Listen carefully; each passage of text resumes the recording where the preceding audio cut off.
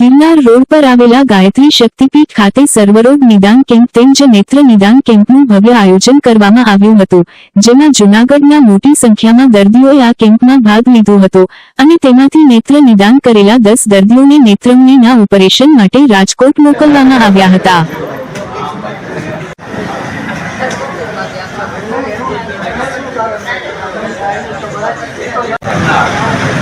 Doctor भाई मोडा गायत्री शक्तिपीठ Junagadh trustee Shri आज रोज गायत्री शक्तिपीठ पर 344 જે સર્વરોગ નિદાન કેમ્પનું આયોજન કરવામાં આવેલું છે અને આજના આ નેત્ર યજ્ઞની અંદર 50 જેટલા જે દર્દીઓ છે એમાં 10 દર્દીઓને આજે ઓપરેશન માટે મોકલવામાં આવશે. આયુર્વેદિકની અંદર જે કરંગિયા શક્તિ એની ટીમ દ્વારા પણ 10 દર્દીઓનું કરવામાં આવેલું. આજ વિશેષતા એ છે કે કેન્સર જે સ્તન છે એને માટેના વિશેષ નર્સિંગ જે બહેનો છે એ શિબિરમાંથી આવ્યા છે અને બહેનો જે કેન્સર સ્તન છે એની તપાસ કરવામાં આવેલી છે. ડૉક્ટર વસાવડા સાહેબ ડેન્ટિસ્ટ છે, એમના તરફથી આજે વિશેષની સેવા આપવામાં આવેલી છે. ઓલ ઓવર લગભગ 50-60 દર્દીઓને આજે આ કેમ્પનો લાભ લેવામાં આવેલો છે અને દર્દીઓને નિઃશુલ્ક દવા, નિઃશુલ્ક ઓપરેશન અને ભોજનની વ્યવસ્થા છે એ દાતાશ્રી અને ગાયત્રી શક્તિપીઠ ચેરિટેબલ ટ્રસ્ટ કરવામાં આવે છે. હરભાઈ સિંહવાળા મેનેજ ટ્રસ્ટી ગાયત્રી શક્તિપીઠ જૂનાગઢ. આજે શક્તિપીઠ પર દર મહિનાના ચોથા શનિવારે સર્વરોગ નિદાન કેમ્પ, જેમાંથી નેત્રયજ્ઞ, દંતયજ્ઞ, હરસપાસન કેમ્પ, પછી કેન્સર નિદાન તથા અન્ય પ્રકારના રોગો માટેના ડૉક્ટરોને એક પેનલ આવે છે. એમાં વિજનગરના ડૉક્ટરો હોય છે, સિવિલ સર્જન ઓફિસના ડૉક્ટરો હોય છે, તેમજ જિલ્લા આરોગ્ય અધિકારી તથા એના સ્ટાફ પણ હોય છે, તેમજ પ્લાન હિલિંગના બીજા ડૉક્ટરો પણ આ સેવા યજ્ઞમાં આવે છે. આ નેત્રયજ્ઞ અમારો અત્યારનો 55 સંખ્યા એટલે લગભગ 560નું નેત્રયજ્ઞ છે. એમાં આ જો 250ની આસપાસ દર્દીઓ અમારા આવતા હોય તો સંજોગ વધઘટ થતી હોય છે. આ જે દર્દીઓ આવેલ હોય છે એને નેત્રમણી માટે અમે વિજનગર લઈ જઈએ છીએ. ત્યાંથી વિજનગર નેત્રમણી અથવા તો હાર્ટની તકલીફ હોય દૂર કરીને પાછા અહીં મૂકી જાય છે. તેમજ હાર્ટ ના હોય, ડાયાબિટીસ ના હોય તેને જોઈ પર દવા આપીએ છીએ, ટ્રીટમેન્ટ આપીએ છીએ. તથા દાંત ના હોય તો દાંતની ટ્રીટમેન્ટ આવી ઘણી અમે સેવાકીય પ્રવૃત્તિ કરતા હોઈએ. આ સંસ્થા દ્વારા માનવ સેવા, વિદ્યાર્થી સેવા, ગરીબોની સેવા, દર્દીઓની સેવા ઉપરાંતની માનવતાના એવા બધા કાર્યો અમે કરતા હોય છે. અને આ અમારી મેઇન સંસ્થા શાંતિવીર હરિદ્વાર રામસ્વામી આચાર્ય આધારિત આ સંસ્થા ચાલે છે અને વિશ્વવ્યાપીમાં જનજાગૃતિના કેન્દ્રો બને અને લોકોના આરોગ્ય સારું રહે, જેથી સમાજ નિર્માણ થાય, કુટુંબ નિર્માણ થાય, વિશ્વ નિર્માણ થાય એવી અમારી આ મિશનનો ધ્યેય છે. અને એ માટે અમે આ ગાયત્રી પરિવાર દ્વારા માનવ સેવા, એ પ્રભુ સેવા એવા હાથથી એની સાથે અમે શક્તિ ચેરિટેબલ સેવા, સત્યવ્રત મંડળ જેવા સંસ્થાઓને સહયોગ રહી અને અમે આ બધે જિલ્લા ગાયત્રી પરિવાર દ્વારા આવી પ્રવૃત્તિ કરતા રહીએ છીએ. આ યજ્ઞ પર પધારવા અમે ભાવભીને આમંત્રણ આપીએ. જય માતાજી. જય માતા.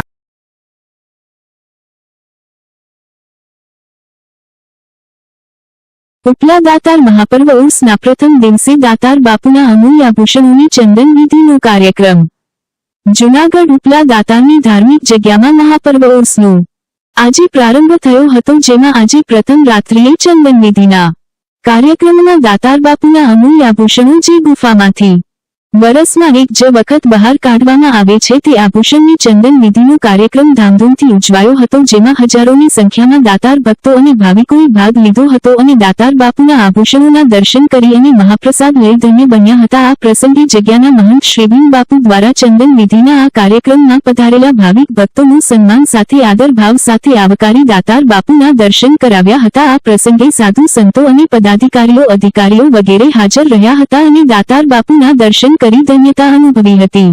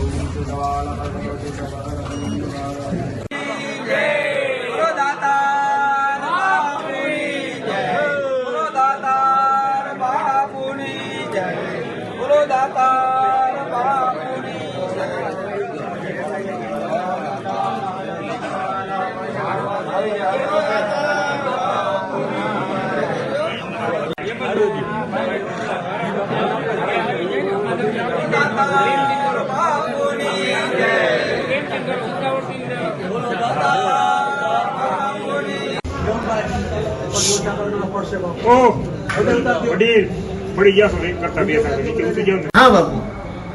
જુનાગઢ આ દાતાની જગ્યામાં અમારે ઉર્સનો મેળો છે. તો આજે પહેલો દિવસ છે અને બધા ખૂબ ભાવિકો અને સેવકો બધા ખૂબ ઉમટી પડ્યા છે અને કોઈ પણ જ્ઞાતિ બધી જ્ઞાતિ ખૂબ ખૂબ આવી છે અને બધા ખૂબ હળી મળીને આનંદ લે છે. અને અમે અહીંયા એવી બધી પબ્લિક માટે વ્યવસ્થા છે કે બધાને ખૂબ ખૂબ મહાપ્રસાદની ટાઈમ હચવાય છે. બધાને અમારા ઘરના ઘીનો ગૌશાળા છે મોહનથાળ, લાડવા, ગુંદી, ગાંઠિયા, 5-7 જાતના ભજીયા અને બધું શાક, ખીચડીયું, દાળ ભાત બધું બહુ ખુશીથી બહુ આનંદથી પ્રસાદ લીધો અને બધા બહુ ધન્ય બન્યા છે. જય દાદા. હા બાપુ. આ જુનાગઢ ઉપલા દાતારની જગ્યા છે. ભીમ બાપુ બોલું છું કે અમારા દાતર બાપુના આ ઉર્સનો મેળો પરંપરા આવેલા આવે છે આજ વર્ષો થયા. તો આજે એની જે કાંઈ સિદ્ધિદાયક વસ્તુ ગુફાની અંદર હોય એ આજે બારે આવે છે. બહાર જે કાંઈ એનું વિધિ વિધાન થાય એ થાય છે અને જે કાંઈ આપણે અહીંયા પબ્લિક સંખ્યા આવી હોય એ દૂરથી દર્શન કરે છે અને દર્શન માટે જો એને કોઈથી હાથ અડાડાતો નથી. એક તો આખા વર્ષની અંદર એકવાર બહાર આવે છે અને એ પવિત્ર વસ્તુ છે અને બહુ સરસ વસ્તુ છે. કાનના કુંડળ, પવન પાવડિયું, પોકરાજુ, યોગદનું એને દૂરથી ઓલું કરી તો આપણી જગ્યાનું માતમ બહુ જળવાઈ રહેશે. અને અમને જે કાંઈ સાહેબોએ પોલીસ ખાતામાં એસઆરપી કોઈ પણ બહુ સાથ આપ્યો છે અને બહુ સરસ બંદોબસ્ત છે અને આનંદથી દિવસો આજે બહુ સરસ ગયો છે. અને આજ વર્ષોથી આવ્યું આવે છે એટલે એની જે કાંઈ આજે સંદન વિધિ થાય એ હવા લગી બધી કામ ચાલુ રહેશે. જય દાદા. જય દાતાર. હું હળિયા ઉમેશ. અહીંયા જુનાગઢનું નામ લઈએ ત્યાં દત્ત અને દાતારના બેસણા એવા દાતાર બાપુના પહાડ ઉપર જ્યારે મહાપર્વ ઉર્સનો મેળો ચાલુ છે ત્યારે અહીંના વર્તમાન મહંત શ્રી ભીમ બાપુની નિશ્રામાં ધામધૂમથી આ મેળો ઉજવાય છે. 4 દિવસનો કાર્યક્રમ હોય છે. આજે પહેલી રાત સંદનની રાત છે અને ધામધૂમથી દાતાર બાપુના આભૂષણની સંદન વિધિ થઈ છે અને જે વર્ષોથી પરંપરા હાલી આવે છે તેની તે રીતે સંદન વિધિનો કાર્યક્રમ થયો છે અને હજારોની ભીડમાં દરેક જ્ઞાતિની ભાવિકો બધી પબ્લિક આવી છે. તેમને ભોજન પ્રસાદ લીધો છે અને શાંતિથી આભૂષણના દર્શન કરી અને શાંતિથી નીચે ઉતરે છે. જય દાતા. તમારા નામથી બોલો. હા. જય દાતા. જ્યોતિષભાઈ ગાંધી બોલું, જે અમદાવાદથી આવું છું અને વર્ષોથી અમારા બાપ દાદાથી અમે અહીંયા આવીએ છીએ અને અત્યારે જે ઉરસનો મેળોનો ચાલી રહ્યો છે એનો પહેલો દિવસ ચંદન વિધિનો છે. એ દિવસે બધા ભાવિકો ચંદન વિધિનો લાભ, દાતારોના દર્શન, તેમના આભૂષણોના દર્શનનો લાભ લીધો છે.